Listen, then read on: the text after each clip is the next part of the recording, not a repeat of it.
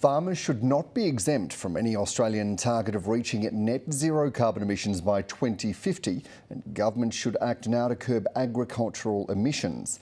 That's a key point of a new Grattan Institute report. It comes amidst heated and renewed political debate about addressing climate change and what appears to be division between Liberals and the Nationals.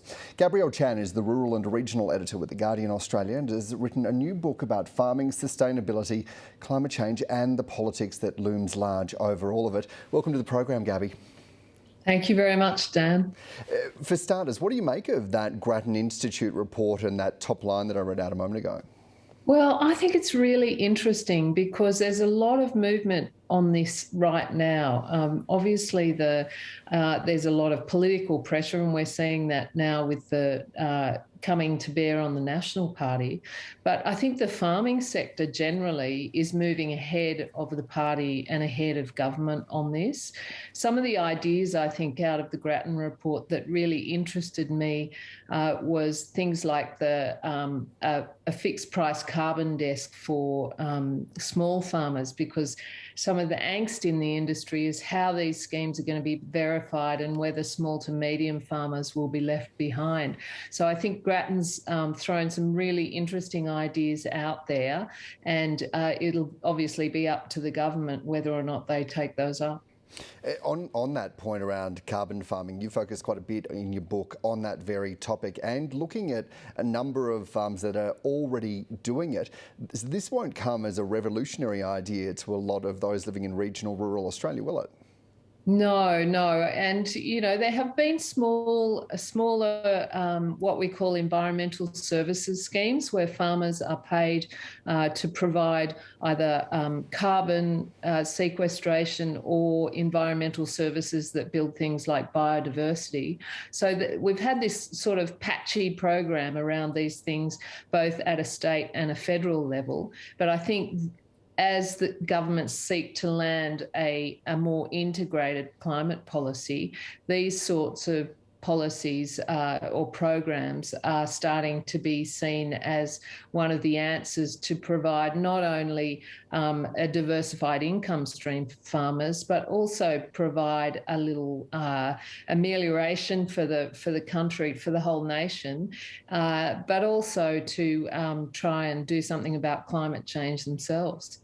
We saw a lot of commentary about the Prime Minister, Scott Morrison, during his recent whistle-stop trip of the United States around climate and in particular those documents where it was defined as in crisis.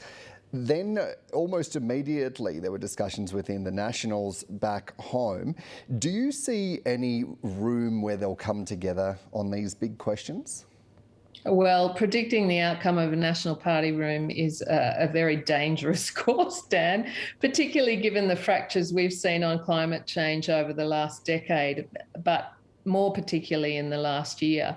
And we'll remember that Michael McCormack, the former leader of the National Party, essentially lost his job. This was one of the things that he lost his job over because he was seen to be too coalitionist on this. So I think that sort of fracture is going to continue to happen. And whether, Barnaby Joyce, the current leader, has said outright previously that net zero basically over his dead body. He seems to be moving on this now. But the bottom line is, even as we argue about net zero, the rest of the world, including parts of the farming sector, Meat and Livestock Australia, has a 2030 carbon neutral target for the meat industry.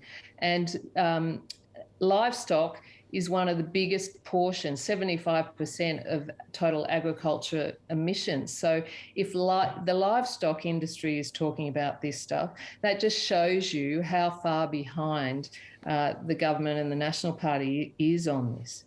And as I mentioned earlier, and as you've written about in your book, there are lots of organisations, groups, families, Indigenous pastoralists who are doing really quite groundbreaking work in carbon capture and sequestration.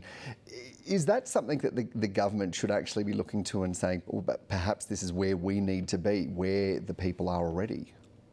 Yeah, well, the Agriculture Minister, David Littleproud, has managed to land a pilot on. It's called Carbon Plus Biodiversity, and it's that idea of what they call value stacking for farmers, where you can get paid for various things that is separate to food production. So there are tentative signs here. Now, Littleproud, interestingly, is seen as a bit of a future leader, I think, in the National Party. So it's interesting that he's landed that right in the middle of this whole heated debate over net zero for 2050. And so, you know, it could go anywhere, Dan. It really could in terms of the National Party. But in terms of the private markets and what farmers are doing on the ground, I think we're already seeing them move. We've seen payments from Microsoft through their climate fund to big farmers here already. One, Wilmot in northern New South Wales, and Cavan, Rupert Murdoch's farming business, ironically, in the south. So that stuff is already happening. I've got a view that big changes that we've seen in Australia happen when people and companies say enough is enough. Arguably, that's what led to changes around same-sex marriage. There was an outcry. Do you think that that's what's happening in climate change, picking up on that point you just made? Oh, definitely. So what we've seen is the most effective political change happens when people, industries, communities outside the parliament actually land the ideas, land the policy, and they work inwards towards the parliament to muster the numbers and change. And I think it's no accident that, say, metropolitan Liberals are starting to come out and call out the National Party or parts of the National Party on some of their stance. And that is because they're getting pressure from voters. Those voters are more organised around issues that they see are important issues like climate change. And so that's having a knock-on effect from the outside of the parliament into the parliament itself. And I think that's the way reforms will happen more and more often. And we are arguably on the cusp of a federal election that'll likely be held in the first quarter of next year. By reading, the tea leaves, like most people are doing who are interested in politics at the moment. Do you think that this issue is going to have the kind of profile that it has in past elections? Oh, absolutely. I really think so. And I think it's going to be a key issue, particularly in regional seats in Australia. We're already seeing independent campaigns that are popping up all over the place through models like Voices for that started in Indi. We're seeing shooters, fishers, farmers coming out in various places, and also just independents without any particular brand, just coming out of local communities. So I think these issues are energised in a way that perhaps they haven't been energised in past elections. And I think climate change is definitely one of those issues. I think there's going to be a lot to watch. Rural and Regional Editor with The Guardian Australia and author Gabrielle Chan. Many thanks for your time. Great to have you on the show. Thanks very much, Dan.